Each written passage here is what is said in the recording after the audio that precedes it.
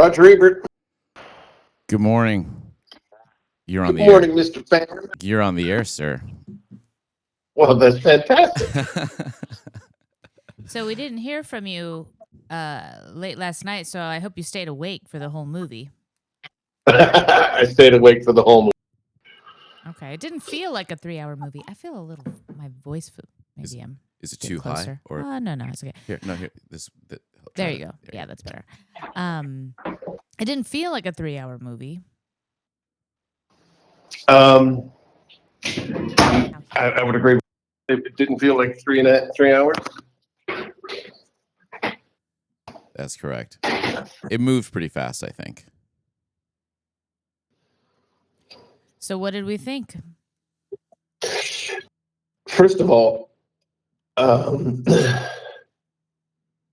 the Kirk Douglas is my Ulysses. You know, we were Kirk trying. Douglas. We were trying to figure out whether there were any other adaptations, and I did look it up, and I saw a version starring Kirk Douglas, but that doesn't. I'd never heard of that. I don't think that's not a classic or anything. I don't know if it's a classic. I watched it when I was very. I loved it, and I loved Kirk Douglas. I thought it was fantastic. Okay. I had just read the Odyssey, so it was probably in junior high or maybe high school, and then I finally came across Kirk Douglas's Ulysses, and they filmed. This was De Laurentiis. He filmed stuff that I thought was unfilmed. The Cyclops and the sheep and the guys getting out tied to the bellies of the sheep, and the Cyclops feeling their fur, wool, so he knew they were just sheep getting out. So just almost unimaginable on the printed page, and then Dino De Laurentiis showed it to us in a fantastic movie with Kirk Douglas, and I thought, wow, it isn't unfilmable. And here, Chris Nolan to tell us, no, it's not unfilmable for me either. I mean, I thought that was the best scene of the movie with the Cyclops. It was like out of a horror movie. Hey Scott, your phone's kind of cutting out a little bit. Do you have better signal in the house, or do we want to try to call you on another platform? Maybe like you're using, you want to try a Zoom? Yeah, I can call you on Zoom on my phone. That'd work it's fine. just cutting in and out. How about now? Is this any better? We'll have to keep talking. Yeah, let's just keep talking. Let's just try it for a little bit longer. Yeah. Okay. Yeah. But I liked the movie. Yeah, same. I mean, bottom line up front, I like the movie. So, but Matt Damon. I mean, I thought it was the Matt Damon show. He did have a lot of screen time. He did, I thought he did great. Mm-hmm. So he definitely had the. He had the world-weary traveler. Yeah. And how did you describe it last night? I thought that he had an earnest delivery of Odysseus. Mm-hmm. I bought Matt Damon as an earnest man doing what Agamemnon had requested of him, and his dedication. His queen. His queen was saying, "We should just run out of here. Let's just go into exile and escape." No, and he goes and does it. So I bought it. I thought Matt Damon did a great job at it. Shannon and I had a little exercise while we were driving home last night, and who would be a good person for this role? And I said, not many, but maybe Christian Bale could pull it off. But I think that Christian Bale has a little bit of that air of arrogance to him. Mm-hmm. And Matt Damon doesn't carry that in this, especially in his delivery now. In fact, I think that since I haven't seen Matt Damon in such a long time with a big role, I mean, I know Ford versus Ferrari, I get that, but like him clearly the star, clearly it's the story that follows Matt Damon. I really thought his delivery was good. It was good. What'd you think? So Scott, what'd you think of like the nobody having English accents and everyone almost playing it off the street? What'd you think about that? Oh, I didn't care. As Right. the moviegoer, I didn't care. Pretty Yeah. good, right? How did they pull that off? I was like, man, however you guys, Well, the English accent thing is always ridiculous in It any is, case. yeah, it is, So it he is. just threw that convention out the window. Yeah. He's like, and we didn't need it at all. we didn't need it. No. And the dialogue was fine. Yeah, I thought it was a good move, and on my side, well received. Yeah. And I didn't have any trouble understanding the dialogue. Classic Chris Nolan is like dialogue is secondary, but whatever problems he's been having with his dialogue in the past, he's figured it out. I felt the dialogue was there. I could hear it. Yeah.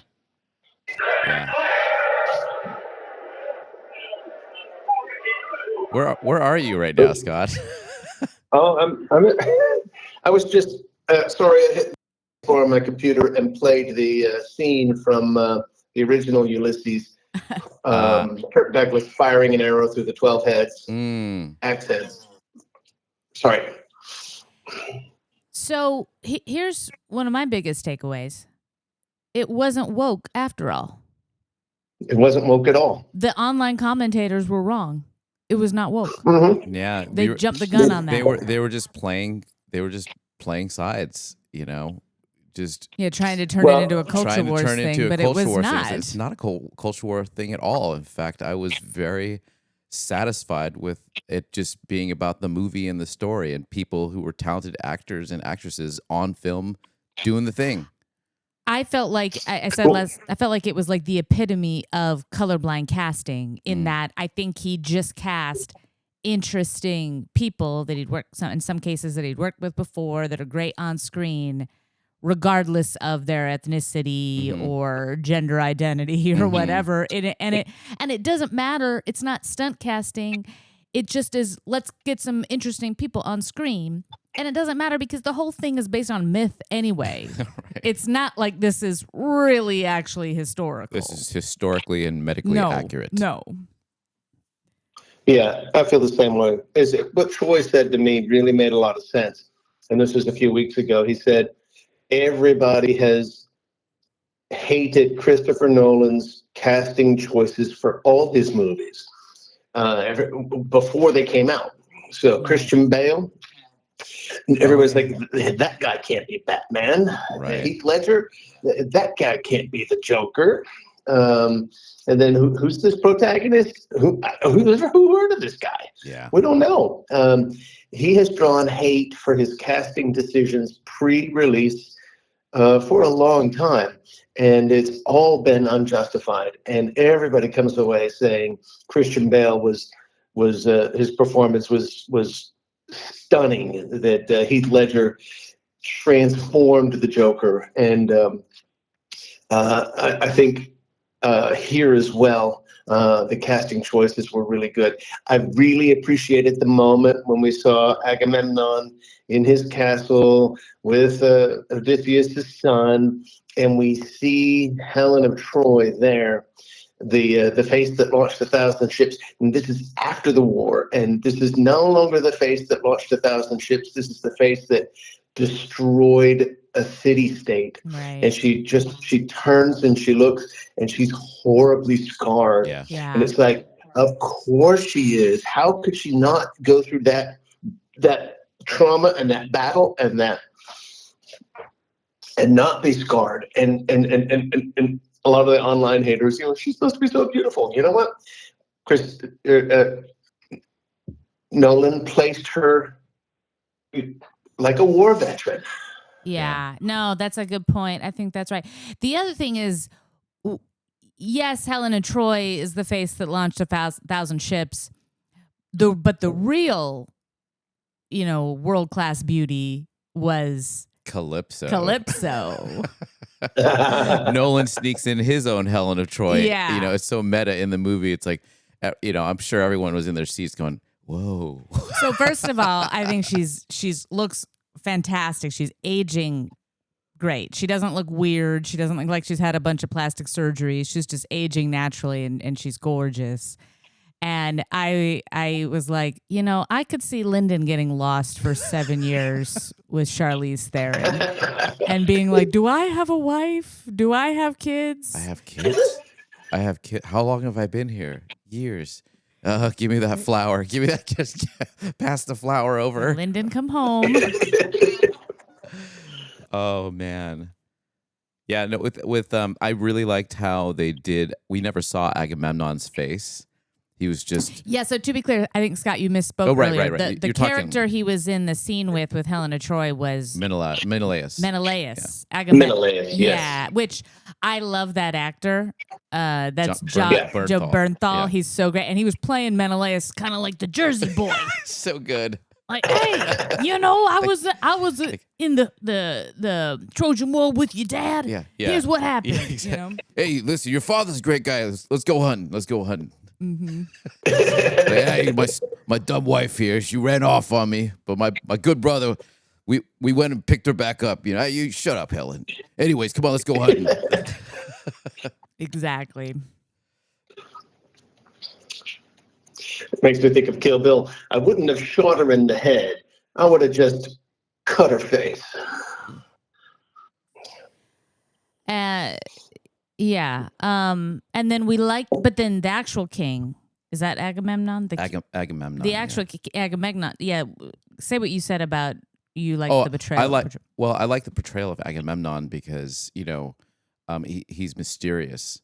I mean, he's the first one at the gates. Mm-hmm. This guy But wants. you just see the back of his helmet. This guy just wants. Yeah, and the Mm-hmm. costume's Costume is awesome. great. Yeah, Yeah. the costume's great. I mean, that's yeah. a Halloween costume right there all day long. Agamemnon is he's just war hungry, waiting for an excuse. And Menelaus, his brother, who just got slighted by, who took Helen? Paris. Paris, thank you. That's the name, Paris. So Paris swipes out Menelaus's wife, and Menelaus goes, "Brother, I need your help." I mean, this isn't in the movie, but it's also, by the way, to be clear, this was Troy 2. Yeah. You saw Troy, right, Scott? Oh, yeah. Yeah, this was Yeah, Troy yeah. 2. This is Troy It felt like the sequel. I was like, okay. I was waiting for Brad Pitt to drop as Yeah. Achilles as just like a little cameo, like, oh, here he is. That would have been weird. That would have been weird. Stunt casting. It would have been stunt casting, and it's not allowed. But maybe someone will mix it in AI or something and be like, yeah, give the people what they want. Yeah, but what were you saying? That's all I wanted to say. That Agamemnon was awesome. Yes. And he was just looking for war. He had a gigantic army ready to rock. And here we go. Menelaus gives him the perfect excuse. We went to war. 1,000 ships sent for this face. The face doesn't matter. No, it was. It doesn't matter. Right. They made that clear. Yeah. It doesn't matter who Helen of Troy was. Everyone said that she was the most beautiful ever. That doesn't matter to the army. It only matters to the king. No. It only matters to the king. Like, yes, she's beautiful. We will fight. And he drives his army in there to destroy Troy. I really liked the tie-in with the Bronze Age collapse. So yes, I loved that too, especially because I love the history. I love ancient history, and when they started talking about the people from the sea, I loved that. And then they had the big reveal at the end. Oh, you're the people from the sea. We're the people from the sea. People from the sea. Was really good. Although, wasn't it slightly cringy how they just had to hit you over the head with it and say, there's literally a line in the movie towards the end where they said, our Bronze Age is collapsing. No, yes. That's for me. That's for people like me. I needed that. I mean, first of all, no one called it the Bronze Age until about 1,000 plus years after the fact. But also, it kind of reminded me of the end of Apocalypto when the ships are coming in, and some people found that a little cringy. Right. It was just but I guess he didn't trust the audience, or he knew. I mean, most people are not students of Bronze Age history, and but still, this is. did he have to say it it's that? It's not an academic film. No, we're not going to be like, I'm not going to be years later going, oh, I'm so glad that they left that out and they were accurate about it. Well, he had to put the story in context and give it some meaning and explain why it's persisted all this time. So he put it in the historical context of this is an artifact of Bronze Age history. And why was the Trojan War significant? Well, because that was when it was the ultimate betrayal, and everything that happened after that, the people from the sea now being emboldened just to come in and cut down their neighbors. That was as a result of the Trojan War. That was pretty good. I did like that. I liked that. I also liked Matt Damon. The setup and payoff. The setup, you didn't want to go home. You're not home because you didn't want to go home. Yeah. And the payoff is what I saw in the war made me realize we have broken something. We have offended Poseidon. We have broken the relationship of hospitality, and that will never, ever be mended. And that haunts him. Yeah. Yeah. That's beautiful. Because before that we had rules of it. We had rules of engagement. We had Zeus's rules. They kept saying Zeus's rules, right? Like Zeus's rules. A guest, basically a guest must be treated with respect, and you feed them for and they leave their weapons at the door. They leave their weapons at the door. Basically, you hospitality. These are guests of our house, and one of the rules is I don't know where I saw this, but like one of the rules is don't keep the guests for longer than they want to. Yeah. Because basically like we want to be broke that rule. We want to be hospitable. We want to, do all these things, but then they snuck in a gift and turned it into mayhem, and that's it. We're okay. Now that's released upon this earth, and now we work with this. Mm-hmm. So, aside from the story, I'm going to jump around here, but you mentioned the Cyclops. Dude, Nolan, he has to make a horror flick now. I mean, I can't dude. It was that was the best scene. Well, I mean, I'm jumping to Cersei's, and whoa, man, that was also. It took me a while to remember from high school, the Odyssey, that the witch turned his men into pigs, and in my mind, I think I remember that it was just. Oh, they're just pigs now. Like, poof, poof. No, but they pigs. turned it into body horror. Oh, it's body. Yeah, she was like shaping them into pigs, and then the way they were eating the food, like they were looking up, like I can't stop eating. What's going on with me? It's horrific. Oh man, like seared in your mind, horrific. Yeah. I've seen that scene before. Or that kind of scene before. Hayao Miyazaki did that in Spirited Away, where he had the child's mom and dad eating and turning into pigs. And it's a powerful moment. It's an animated moment, but it's a powerful moment, very similar. That made me think of that. Oh, I haven't seen that. Made me think that Chris Nolan has watched Hayao Miyazaki. Oh, I could completely see him being influenced by Hayao Miyazaki. That's a classic, right? I've not seen that yet. Yeah, that's something we should watch with the kids, but it is a little intense, I think. But going back to Damon's exile and his not actually wanting to go home. So my interpretation of the deaths of all his crew was that was karma for what they had done to the Trojans.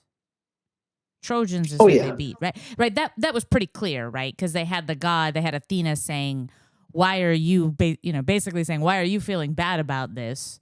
This was the gods. Are you more powerful than the gods? Like this was so they had it coming is what I interpreted her saying. And then his punishment was to be exiled for 10 years. Yeah.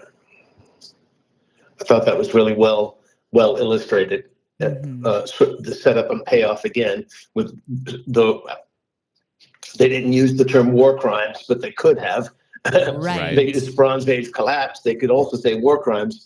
And we would have, but I think they played up the veteran, the war veteran angle really, really well. I'm a veteran of the the Trojan War. Yeah, which is also I like that. modern lingo. It stood out a little bit, but made the point. You made can't. made the point. It didn't draw me out of it. It didn't make me, I where he's slaying the suitors. Yeah. I think they did a good balance of that one, because really it could have just been him wrecking everybody, because I mean he's a general. He's a soldier. And these guys have just been partying for 20 years and getting fat and happy, eating his food and lusting after his wife and plotting against his son. So with that being said, did the suitors deserve to get slaughtered like they did at the end? They always do. Bitch, you're in my house trying to get with my wife.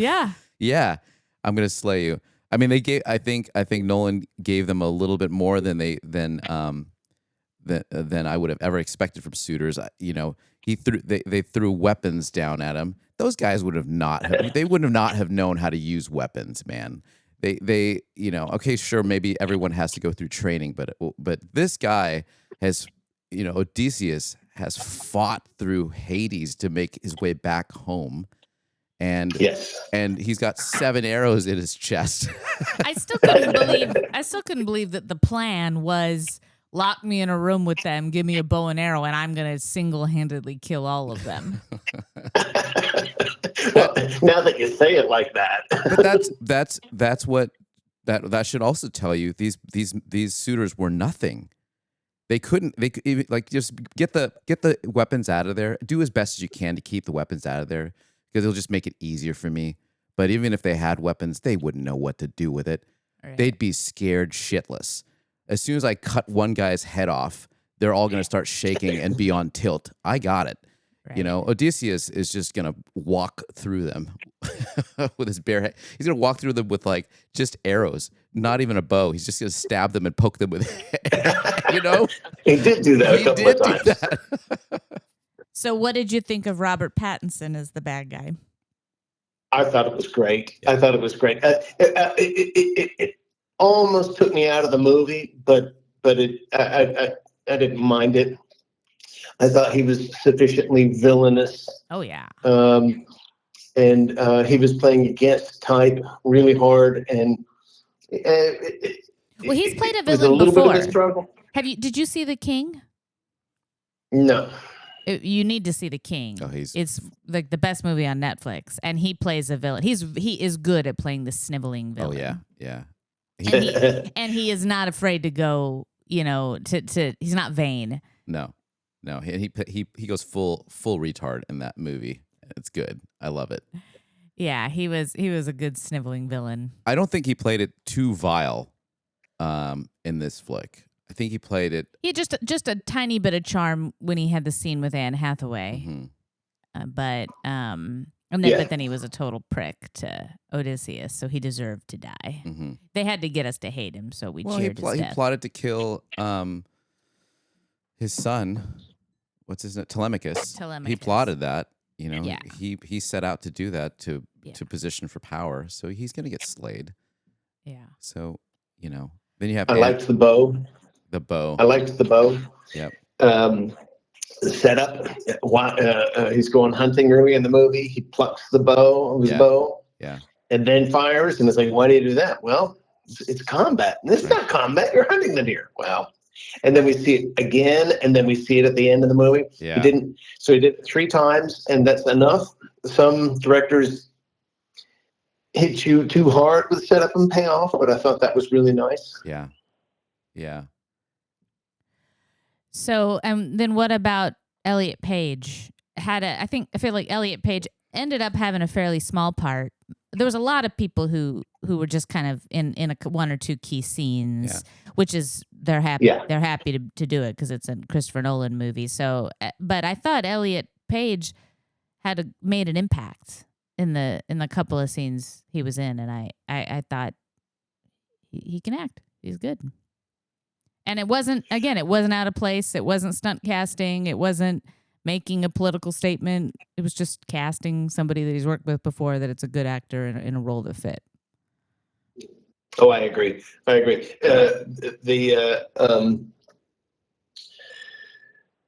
It didn't take me out of the movie at all to see Elliot Page in those scenes. Not like it did Robert Pattinson, but yeah, and that just goes back to what you said before, Shannon. There was just no woke at all. It was just a really good story he's telling, and then Nolan adds a couple of dimensions with the Bronze Age collapse and offending the gods. I think that Elliot Page had, like you mentioned earlier, a minimal amount of screen time, but it was heavily weighted. I think that the transgender phobia or whatever hype that was going on the internet, claiming that he was going to be Achilles and doing comparisons between Brad Pitt and Elliot Page. That was just trolling. And I was, I'm like, okay, wow, is that what's really happening? Is that what's going on? I liked that the movie was set it was set so that it opens with Elliot Page right off the bat, like boom, here he is. Like, oh shit, I wasn't ready for that. I thought this was going to be like a slip. I thought we were going to slip this in. No, here's the intro. They're on the beach. Elliot Page, bam, gets like killed immediately. Like, oh, what the hell's going on right now? Yeah. What?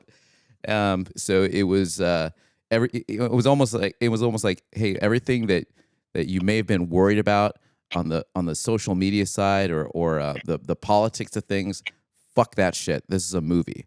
Right. Fuck it. Like, here's what's going on right now. Elliot Page is dead. We're moving on. We're moving on. We're going. And then Elliot Page shows up again. And actually has an emotional speaking part of warning Odysseus. What was it? Sinon is Sinon. the character's name. Yeah.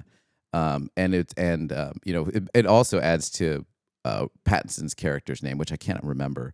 The main suitor's like treachery of going like, hey, you go into battle with him. I'm going to stay back, and passing over the token to make sure that Sinon is the one who goes to war. It was a little B storyline there. Yeah, B story.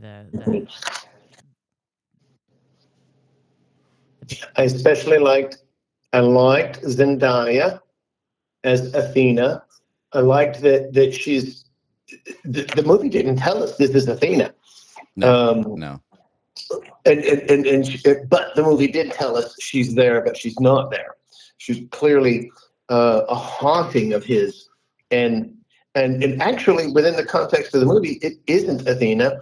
It's the haunting memory of some young priestess that got murdered in the middle of the assault on Troy. Right. Wait! I didn't interpret that at all. When he saw somebody getting her head murdered, I thought that was them cutting down the statue of Athena. Yeah, but at the very end, it was Zendaya who was getting like pulled down and having her head cut off. But I thought that was a switcheroo. They were chopping down a statue, and then he saw it in that was them figuratively cutting down Athena.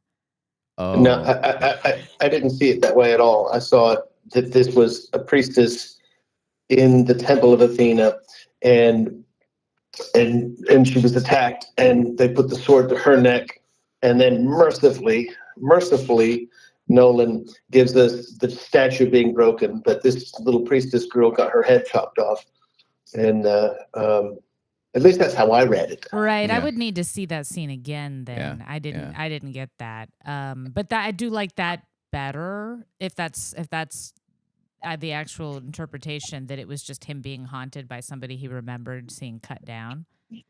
Yes. I thought she was the weakest, though. I didn't think she brought anything to the role. No, she didn't, but the role didn't ask her to do anything but scowl. I mean, Right. Right. It was kind of it was just as far as the women go, she had the least to do. And I mean, I thought Charlize Theron had about equal screen time, and she made more of an impact for me. Oh, she did. I think her scenes were fantastic as well. But Anne Hathaway was the standout for the women. Her and maybe Samantha Morton as Xerxes, because she was just creepy. Oh, way super creepy. Yeah, way creepy. But Anne Hathaway, she chews the scenery. She goes over the top, but she sells it. I think that we found this out later because we were reading after. Because I, it's been years since the Odyssey for me. But I guess not Calypso, Circe's and Odysseus have a love affair for a few years, a couple of years or something. Yeah. And I thought that I didn't remember that part. They couldn't give him too many lovers. But I thought, yeah, and also they light-handed. We'll get to Tom Holland in a second, but finishing up with Circe's, Odysseus sits down and actually has a conversation with the witch. Yes. He doesn't threaten and slay her or like, give back my men or I'll kill you. No, he reasons with her. He reasons with her. Right. Who is this to you? A mother, a daughter, a sister? Why? Like, well, it's better this way for us. And then, so he's reasoning with her. He gets his men back, and they leave with provisions and everything. So it was enough to show that Odysseus had a room in his like heart or life or whatever for Circe's. He wasn't just I'm gonna fucking kill you. Yeah, they said, you're really gonna let her live? She's a witch. Yeah, but he did. Yeah. So let me jump over to Tom Holland here for a second. That poor guy is just always going to be a boy to me. Well, he actually, I guess he has been quoted as saying, "This is the last time I'm going to play a boy." Oh, really? Yeah. Yeah. We'll see about that. He was also one of the weaker ones to me. His character was kind of bland and not too bright. Yeah, it was kind of an Orlando Bloom character. But I liked Troy. Right, but I liked Orlando Bloom better. I know, me too. I liked Orlando Bloom. Orlando Bloom has a little bit more screen presence, or maybe I just have a soft spot for him. I like Orlando Bloom. But yeah. I thought it was kind of a thankless. He didn't get any cool scene. Well, no. I guess he did help his dad out. Yeah. They did give him that heroic moment where he helped his dad out by fighting that guy at the end. Right. So that was good that they didn't make him totally like useless. But you will return a prince. Yeah. But to me, go ahead. It's a tough role to film.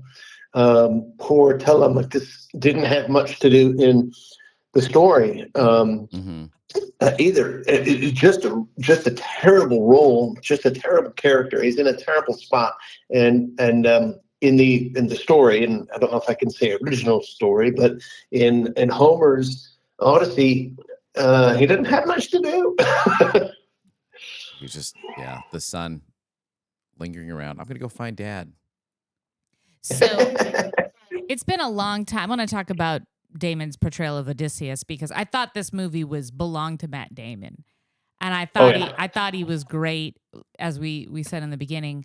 And then one little, just a little tidbit. I read something before this, and I can't remember if it was Tom Holland or Robert Pattinson saying this, but it was in some of the pre-movie press. They said they had a trailer next to Matt Damon during the filming of the movie, and they could hear Matt Damon just screaming and yelling in his trailer like an absolute psycho. And it was because he was trying to make his voice hoarse for his scenes. That's how committed Matt Damon was to this role. And I love the idea of like Matt Damon's been around in Hollywood for a long time. He's done a lot. He's got a lot of respect. He's, hopefully he's got plenty of money at this point.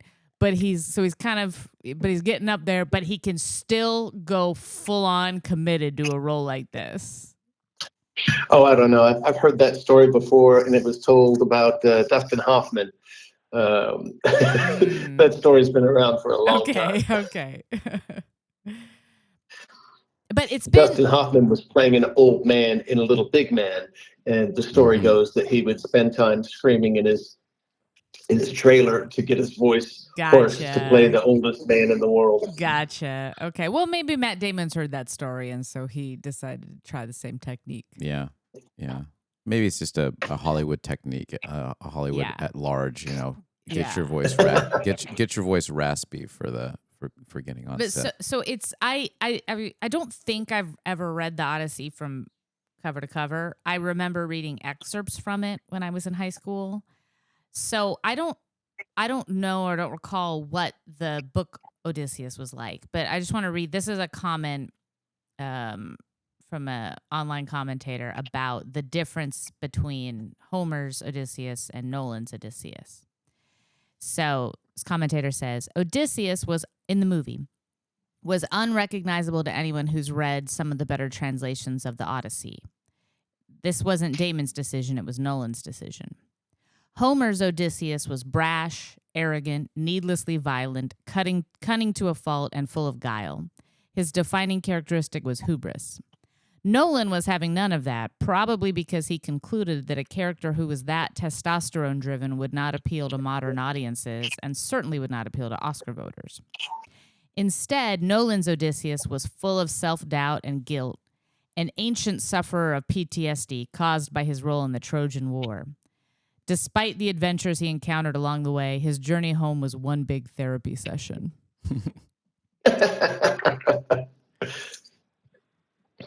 Yeah, I think you mentioned a comment yesterday or some note about the Odyssey that Telemachus also hung and like slayed some of the suitors or some violent or the servants. Oh, some of the servant girls were killed at the end of the because book. they were also treacherous. They were also they were also plotting. He left that out, but he did have the one servant girl who was sleeping with Robert Pattinson that she didn't get killed, but she was kind of the stand-in for all of the servant girls who got exiled from Anne Hathaway's service because she was colluding with them. Yeah. But these Greek texts were they're always violent. Like violent. They're always violent. They're always super violent and with extreme prejudice. Right. I did like in the final battle, members of the household realize who it is that's doing the fighting, and they start to kneel. Right. Oh yeah. Right. And that was I think they came to that rather late. A little bit, yes. It took a long time for them to get there. It's like, you don't see this man chopping everybody's arms and legs off and slaying them. Like, are you gonna be able to take this dude down? Like, no, I'm gonna bend the knee. I'm gonna bend the knee right now, dude. I'm gonna wait for that ring. How many people did he kill and murder and there's still guys coming at him. Exactly. I'm going, wait a minute, dude. Where's that ring? When he comes around, I'm gonna kiss that ring. Let's I'll be over here, sir. All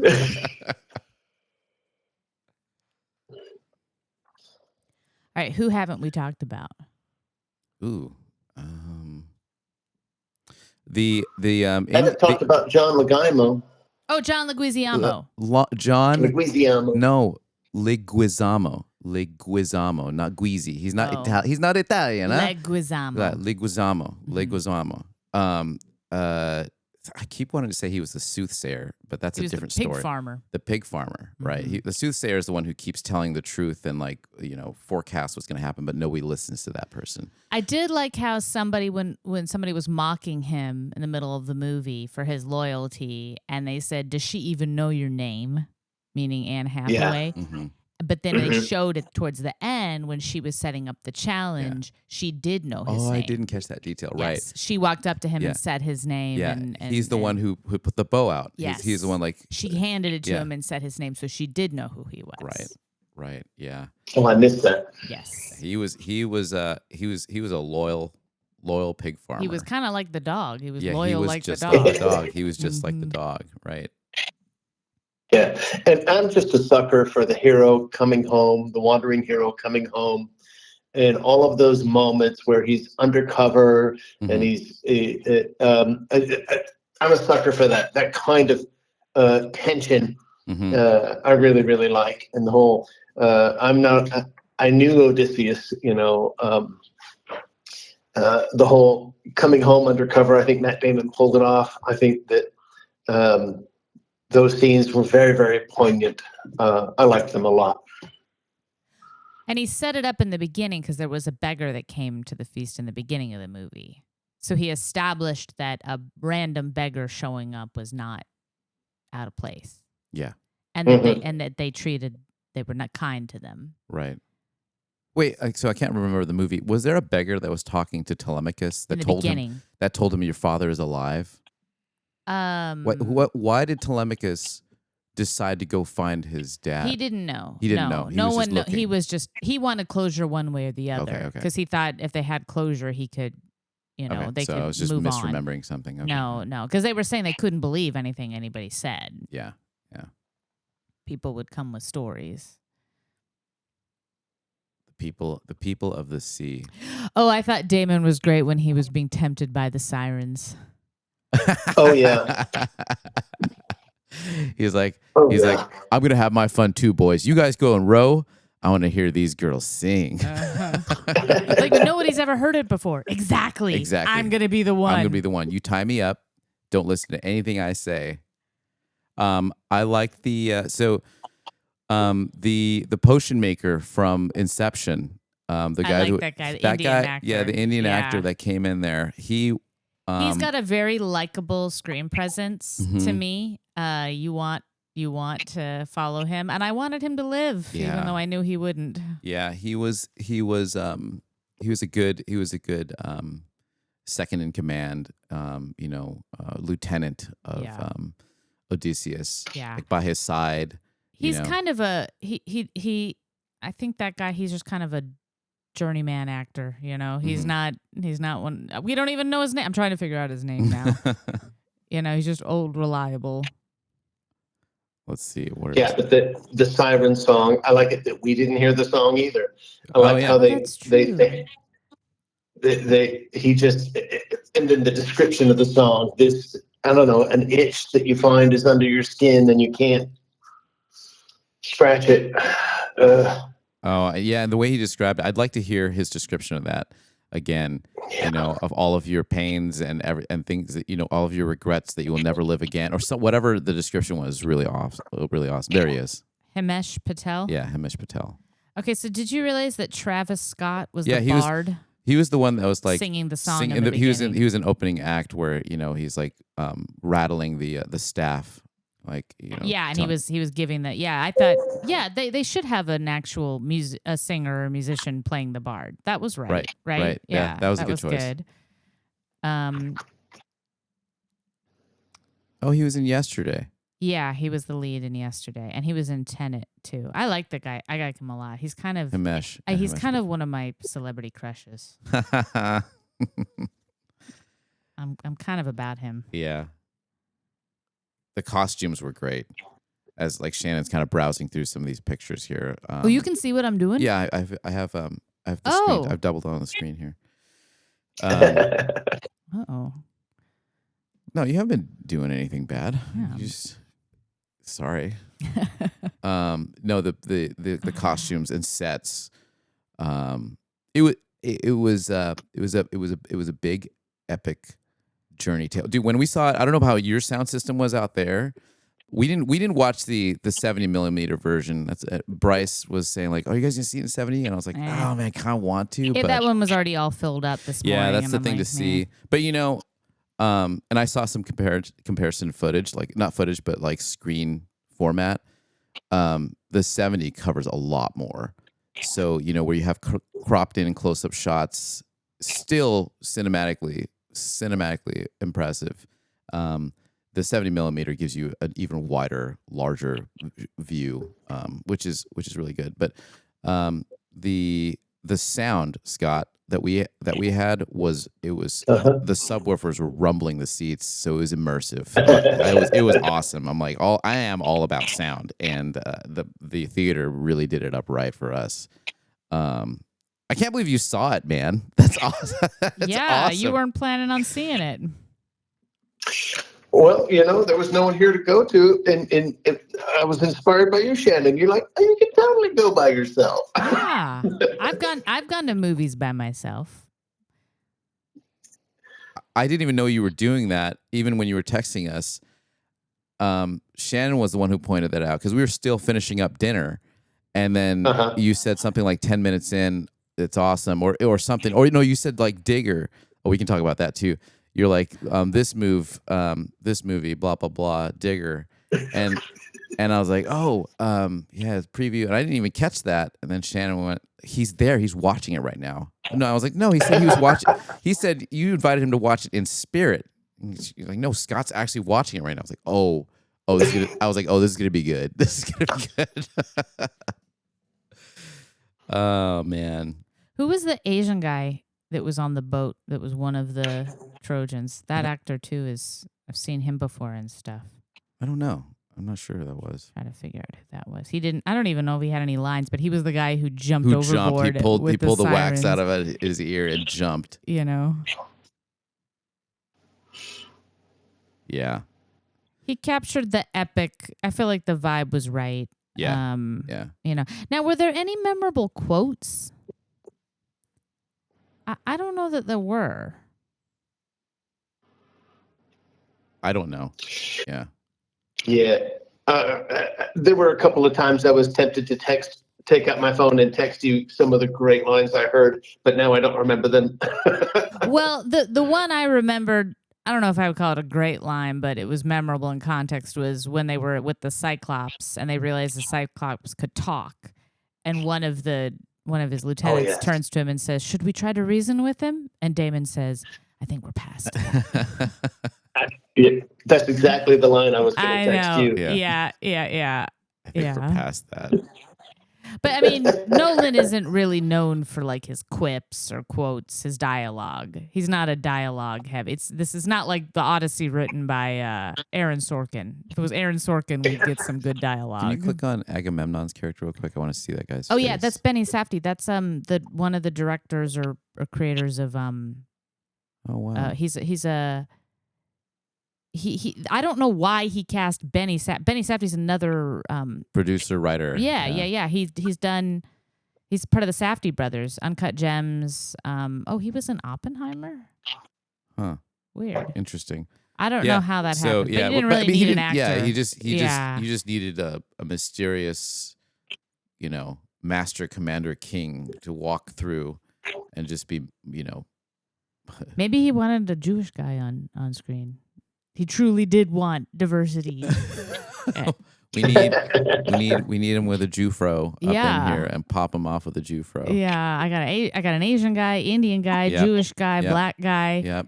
Transgender. Transgender guy. And we got a classic white Italian guy, Joe Bernthal. Like he literally did try to make sure all his bases were covered.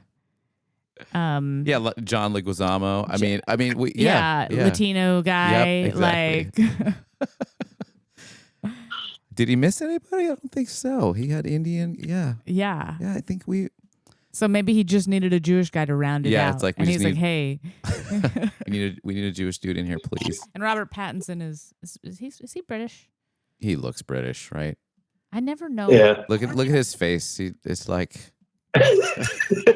Look. He's born in London, England. He's a Brit. I thought he was a Brit. Oh, you're from London. Yeah.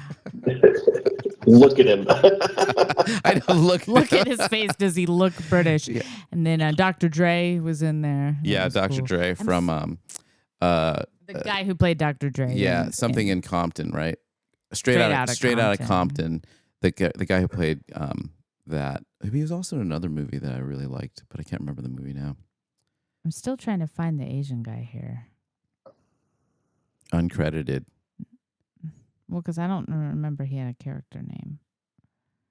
All right, let's talk about the trailers. All right, we got 10 more minutes here before the hour's up. Oh, and I gotta we didn't see the whole trailer for Digger, but you can share your thoughts on that. Oh, I just thought that's the Tom Cruise movie, right? Yeah. And I just they made him look terrible. And it was, I mean, he doesn't look bad. You see him in interviews, you see him in contemporary interviews, and Tom Cruise is still Tom Cruise. But whatever they did to him for that movie and for those previews, he just looked horrible. Yeah. But he's that's okay though. He's getting old, Scott. Well, anyway, they did him up to look awful. He's been pretty for a long, long, long time. Yeah, and this is what my thoughts on this are. Tom Cruise is already sealed his legacy. You know, he's been at the top, number one action star hero. You know, Jerry Maguire, all the big you know movie gatherings. Are with, you know, he has that command. He hasn't. He can take a dive right now, like an intentional, like, you know, he can absolutely take a it risk and just be fun with it. But you know, he's in Tropic Thunder. I really liked him as Les Grossman. He was in a fat suit and he was bald and he played a comical character.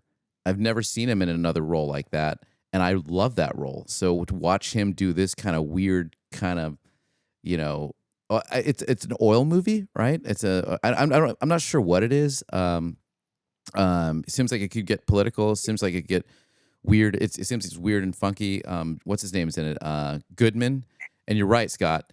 They made Tom Cruise so withered and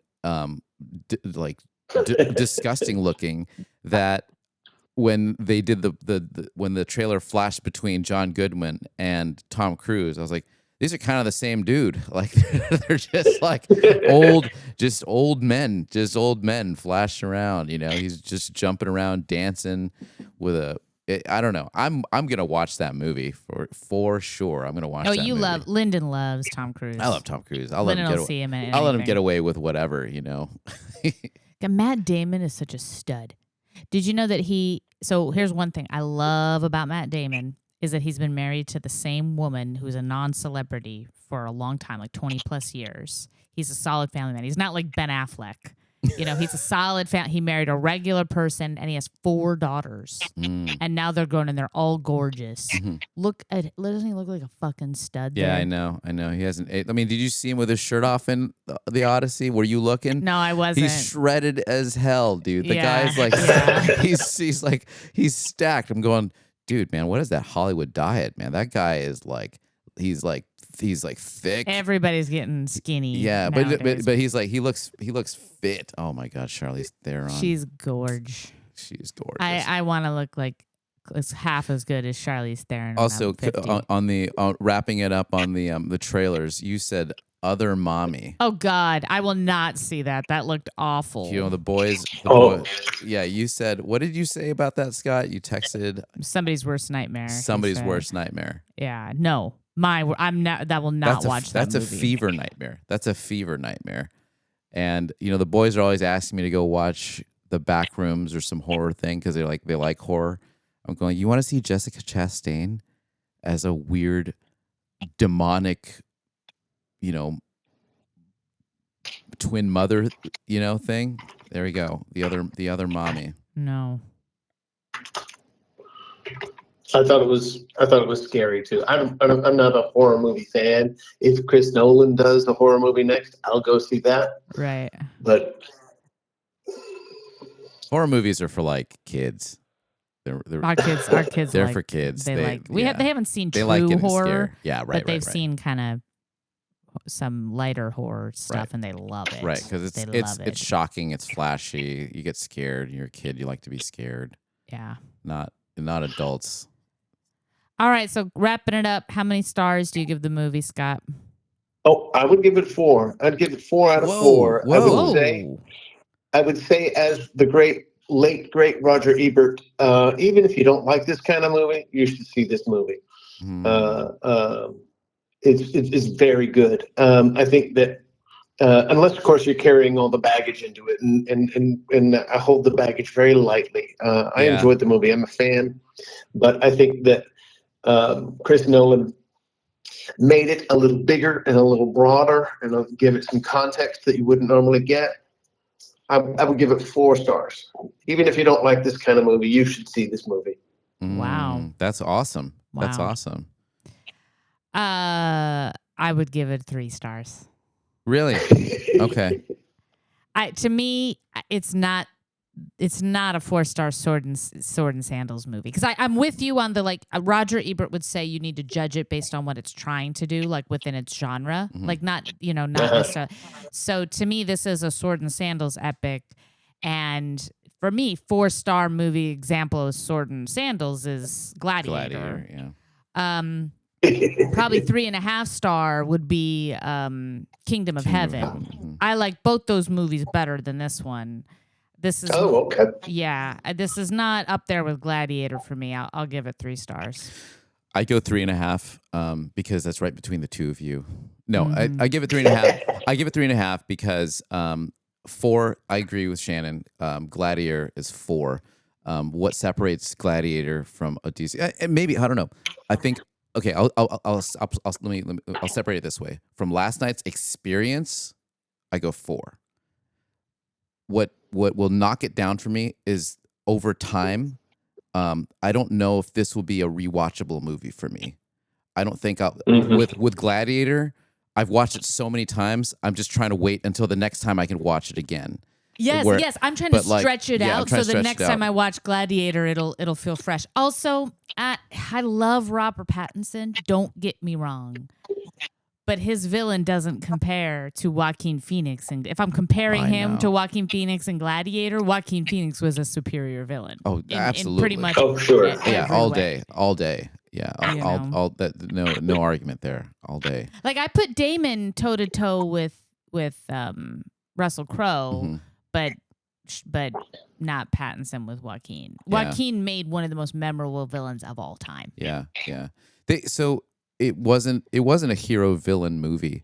No, it was more of the hero. Yeah, it was a hero, and then everybody else. Yeah, exactly. Right. So Pattinson was he just didn't have the screen time or the depth to really play with it like Joaquin did. There wasn't enough there for him to become a rich villain. You know, there was nothing. Yeah. There was nothing more at stake. So all it's he not wanted Pattinson's was fault. Right. It's Nolan, but that's not what he was trying to do. Pattinson did the most that he could, but I don't know. I still feel like if that had been Joaquin, he would have made it. Maybe he would have added his weirdness to it. But you know, when you look at Joaquin's character in Gladiator, he had so much at stake where he was slighted, and he's very personal. That it's more depth. There's way more depth in the character. It's like everyone loves Marcus Aurelius. Everyone does. That's why he's just really slighted. Where Pattinson's just like, I want to get the throne. I want this, and it's that character. It doesn't have much to go off. No. Right? He's almost like a stand-in for all suitors. Yeah. All right, we're I want to pick up. What's that? I just want to pick up on what you said earlier, Shannon, about sword and sandal. Roger Ebert would always say, a little leather jerkin will go a long way, and for him anyway. And he liked Gladiator. This is Roger Ebert. He liked Ridley Scott's Gladiator, and then Ridley Scott goes and does after Gladiator, he does Kingdom of Heaven, and Roger Ebert likes that a lot. And then a few years later, he comes out with a Robin Hood, and Roger Ebert is like, God, isn't this guy sick of doing sword and sandal movies? Right. Yeah, I love a sword and sandal movie. Yeah, me too. I know. Lyndon's never seen Spartacus with Kirk Douglas. I think I have to show that movie. Your mom told me about that. Your mom was like, "It's a great movie. You have to see it." I haven't put it on. That is one of the absolute definitive sword and sandal movies. That was before Gladiator. It was Spartacus. Yeah, Gladiator kind of wiped it off the map a little bit, but it's one of the classics. All right, we're at 59 minutes. We gotta go. Thanks Scott, for our time is up, but our appreciate time's it. up on this episode. But I'm glad that we were able to get this review right after locked and loaded opening weekend, and the review comes not less than Let's revisit this in like 3 years and maybe 5 years and see, does it hold up? Right. Do we want anybody want to watch Odysseus again? Right. I probably will. I'm just, right now I'm just saying that I don't want to just jump back into it like I would have wanted with Gladiator. All right. Thanks for taking the call. We'll talk to you soon. Bye. All right. See ya.